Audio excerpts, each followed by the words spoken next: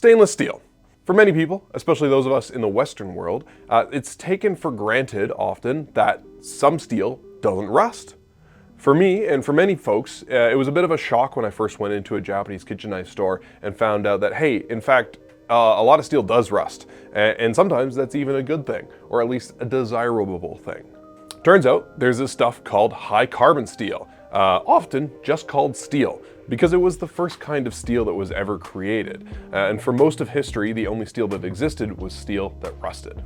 Now, regardless of this rustability, steel was a great discovery because compared to softer metals, which were often used for, weapons and tools, bronze and copper, that kind of thing, steel would take and hold a much better edge and hold it for a much longer time, making it a far better material for making tools. So for the majority of the time that there has been steel, it has been high carbon steel. In the late 1800s, some really smart people, probably weapons manufacturers, discovered how to make stainless steel by mixing in other elements to the steel recipe in order to make it non-reactive or less reactive. Now, this was obviously good if you had a cannon in the trenches that wouldn't rust because rust degrades steel and eventually makes it fall apart. But stainless steel pretty quickly became a pretty popular and attractive option for cutlery makers. For the general public, stainless steel mostly saw use as cutlery and sinks and household applications.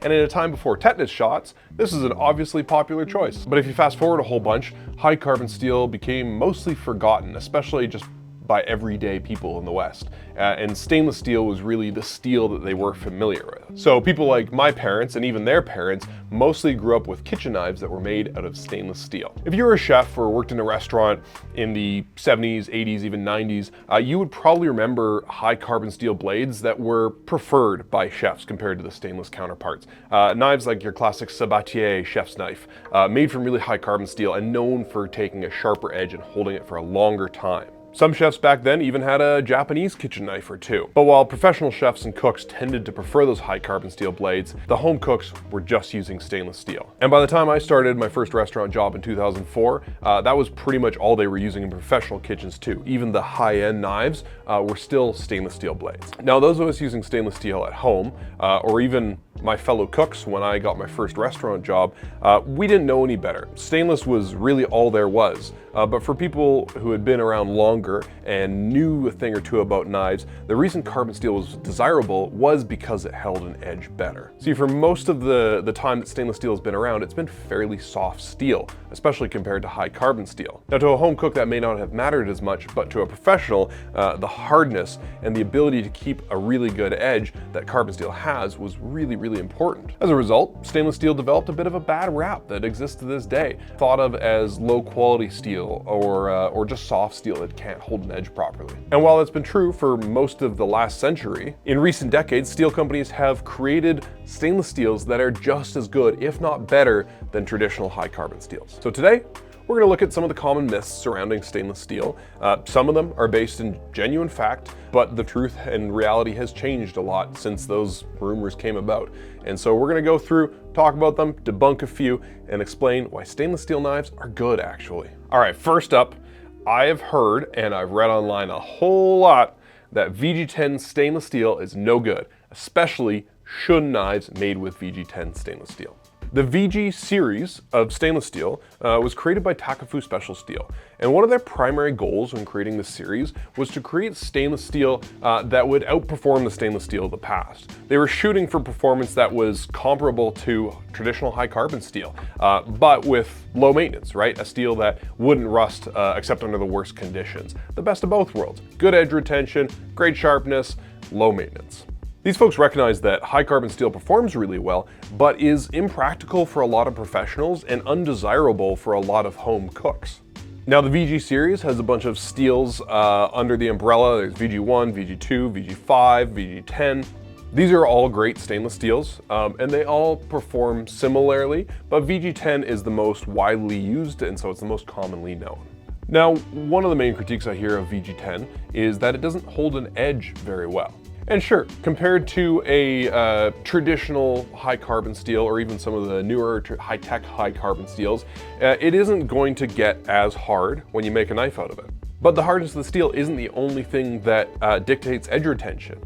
How you use the knife, how heavy-handed you are when you cut, how much you slide versus how much you rock the knife, whether or not you scrape it back and forth, what kind of cutting board you use makes a huge difference. The hardness of your cutting board can make or break your edge. Edge maintenance as well, whether or not you use a ceramic honing rod, a leather strop, how often you sharpen it, what kind of edge you give the knife, and even how thick the steel is behind the edge. So there's a lot that you can do to mitigate a steel that isn't going to keep its edge for quite as long as a high carbon steel. And in reality, VG10 keeps an edge pretty close to as long as those steels, just not quite. That softness also comes with some other benefits that are going to be desirable to both home cooks and professionals. Namely, it's going to be a little more rugged. And ruggedness of the knife, again, is determined by a lot of other factors, but I find VG10 holds up a little bit better if you're a bit heavy-handed. And if you're worried about damaging the edge of your knife, you might want to start with a VG10 knife to see how that kind of steel handles the way you cut and the way you use your knife. And it's a good chance for you to learn some new habits and improve your knife technique. Now, a lot less people are criticizing VG10 in the way that they used to. And that's, I think, just because a lot more people have experience with it and have come to be more open-minded. I used to be a high carbon steel elitist, and I've since opened my mind up to different kinds of stainless steel and been delighted with them. The critique I still hear a fair bit is about Shun knives. Shun was one of the first major brands to bring Japanese knives to North America. And there's a lot of posts on Reddit and knife forums and everywhere about people finding that they chip really easily. A lot of gripes from professional knife sharpeners who have people bringing in Shun knives again and again, and they are just chipped to hell. They're in really bad shape. We also sold Shun knives for quite a long time, well over a decade, to thousands of people, and we didn't find we ever had those issues with the ones that we sold. Here's why I think that's the case. The majority of Shun knives are sold by larger kitchen retail stores, your Williams-Sonomas. Now, when you go into a kitchen knife store, the person working there is going to know a little bit about all of the products on the shelf, but they've got a lot of products to know about, and they're probably more concerned with the KitchenAid mixer than they are the fancy knives behind the glass wall. All they're going to know is these are the best knives out there because they're the most expensive, or at least the most expensive knives they've ever seen. And you probably saw a Ginsu commercial back in the 90s, so your impression of a high-end knife made in Japan is that it can cut through a tomato as well as it can cut through a penny or a leather boot or a car door. And it's an easy mistake to make, right? Maybe you watched a couple samurai movies, you have this romantic image of this like super steel that's the best in the world. And so it's a pretty easy conclusion to draw that this knife can cut anything. I know my father-in-law messed up his first Japanese knife because he watched too much Forged in Fire and he thought it could cut through an ammo container or a propeller. The reality is that Japanese knives are made from harder steel, but harder steel is more brittle. Think about glass. Glass is very, very hard, but it can shatter easily. Now there's a trade-off. That harder steel keeps a brilliant edge for a very long time, but it is a little bit more delicate. And if you cut a bone with it or something really, really hard, maybe even try to twist out an avocado pit, you'll chip your knife, guaranteed. It's pretty easy to fix, but it's great if you don't have to. Now, if the person selling you the knife can tell you all those things and give you a little care letter that comes with the knife that teaches you how to use it and what not to do, then you'll be set up for success. But if the person at the store doesn't really know a ton about these knives, they're gonna assume, just like you, that they can do anything, right? You can chop up a whole chicken, no problem. You can cut up dog bones for your dog, big deal. Now, when those expectations are, that when they collide with the harsh reality of the limitations of super hard steel, you're gonna be disappointed, right? In our experience, when we ask people about what happened to their knife to get it so chipped, the answer is typically, yeah, well, I spent $1,000 on a set of knives. I figured they could do anything. Understandable, right? And so they went and cut through a lamb rack and they chipped it on a bone. Now we can fix those up for them, but there's always a lingering disappointment, and not everybody that ends up doing that is gonna end up coming to a knife shop to get them fixed. A lot of people are just gonna be pissed off. We find Shun knives to be pretty well made. I definitely find that you can get other knives for the same price or less money that perform better, but they're great knives. The reality though is that you need the right information when you're using a high-end tool. And if you don't have that information, you're gonna damage your tool. All right, play the nerd alert. Nerd alert! Because we're getting into super nerd territory. We're gonna talk about carbides. Carbides are chemical compounds that form inside of steel when it is hardened. They're basically a grouping of carbon atoms and other metallic elements. In high carbon steel, you have iron carbides.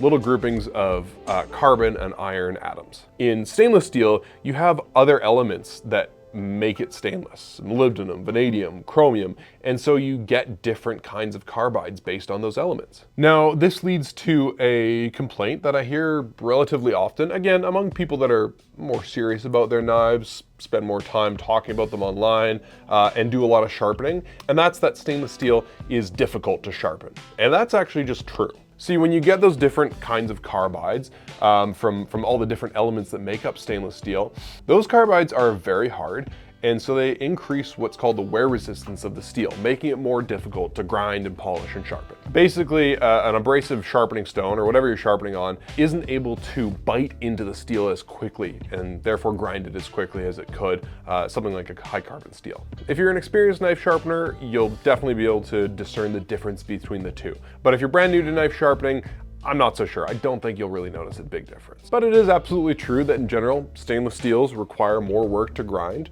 and certain steels like VG10 can be a particular pain when you're sharpening them on a regular basis. On paper, high carbon steel is supposed to keep an edge longer than your average stainless steels, but we've found that some stainless steels seem to keep what we would call a toothy edge for as long, if not longer, than certain carbon steels. Here's what I mean by a toothy edge. Say you are cutting a tomato or a bell pepper, and you have a knife that's got a really fine laser edge that you've polished to like 10,000 grit. The microscopic teeth that make up an edge, those tiny micro serrations you can see under a microscope, they might be too fine to bite into that skin. So in theory, your knife is sharper because those microscopic teeth are finer. But in practice, when you try to cut through something a bit tough, like vegetable skin or even an animal skin, that edge is gonna skip across and it's gonna have more difficulty biting in.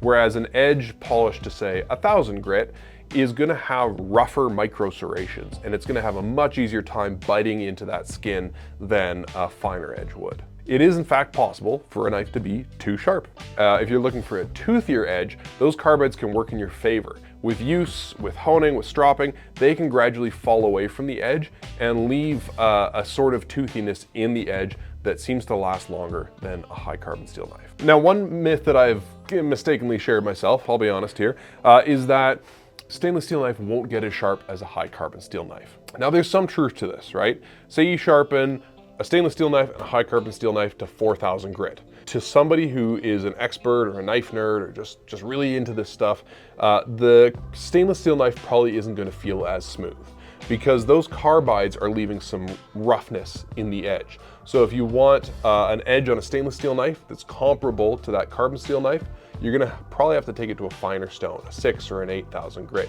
to polish up those carbides and get that smoother edge. So if you want a knife that's super easy to polish and sharpen, carbon steel is the way to go. If you're willing to put in a bit extra work, or you want a bit of a toothier, more utilitarian edge, that's where stainless steel can be your friend. All right, the last myth I'm gonna bust is actually might be a case against stainless steel for you.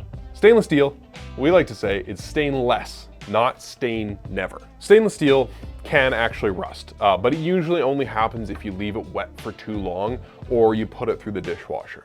I'm probably gonna mess up the science here, but the way stainless steel works is that the elements you've added to it, I believe chromium is the main one, create a fine oxide layer on the outside of the steel. Now with high carbon steel, that happens too, but there's no elements in the steel to create that oxide layer, and so it happens when it reacts with air and other elements. So when you cut an onion or you just wet the knife, the iron in the steel starts to oxidize, forming iron oxide, which can go in one of two directions. It can become rust, which is obviously bad, or it can become a patina, which is a grayish, dark blue kind of finish. It varies in color, but it's more of a protective layer.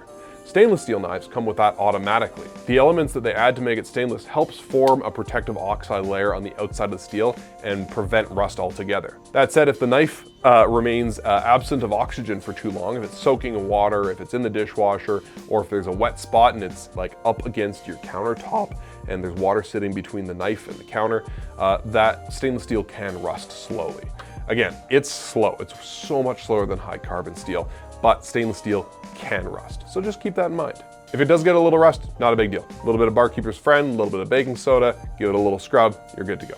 At the end of the day, we consider stainless steel rust-free, and if you are rusting your stainless steel knives, you're probably doing something wrong. Maybe you should look at some of your kitchen habits.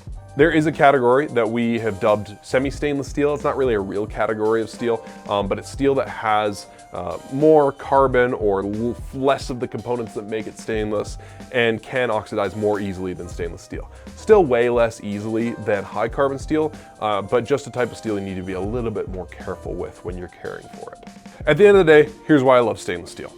Number one, it's just low maintenance. It's super easy to take care of. I work lots, I have a family, I got a kid that I take care of. And so more often than not, I'll be midway through cutting something for dinner and I have to step away to play with Lego or stop them from doing something dumb. And so I often set my knife down dirty and leave it for anywhere between a couple of minutes and 24 hours. If you deal with stuff like that in your life, you might want a stainless steel knife. Same goes if you work in a professional kitchen. You're gonna get called away from the line, and if you know you're not gonna be fully focused on that task, and you're gonna be busy, distracted, you might want a stainless steel knife because you're just not gonna come back to a rusty knife, and you're not gonna have to be wasting time cleaning your knife, removing rust, and doing all that stuff. The second reason I love stainless steel is because they keep an edge better than you think. Sure, a lot of them don't get as hard as high carbon steel, but it's not a massive difference. Your knife isn't gonna be going dull twice as quickly. And you will notice that if you have high carbon steel knives, they likely stay sharp longer, but it's not the massive difference that some people make it out to be. And if you have good habits, you cut on a wood or plastic cutting board, you use a tool like a honing rod to maintain your edge, it's gonna keep an edge for a very long time. Again, good habits go a very long way to determining how long your knife stays sharp for. There are also harder stainless steels, like this guy. You got steels like R2, SG2, SRS15, there's a whole laundry list. They sound like droids from Star Wars, but they're great steels. They are designed to be as hard, even harder than a lot of high carbon steels. Now, that makes them a bit more delicate, but if you know you have good cutting technique and you maintain your knives properly, they're a great choice. Those steels are going to outperform a high carbon steel in terms of edge retention, and they're gonna take a beautiful edge. I really like these kinds of steels. This Ryusen is one of my personal favorites. It really does give you the best of both worlds. You get crazy good edge retention, amazing sharpness, but it just doesn't require a lot of maintenance. At the end of the day, stainless steel is great, and for most people, it's gonna be the way to go.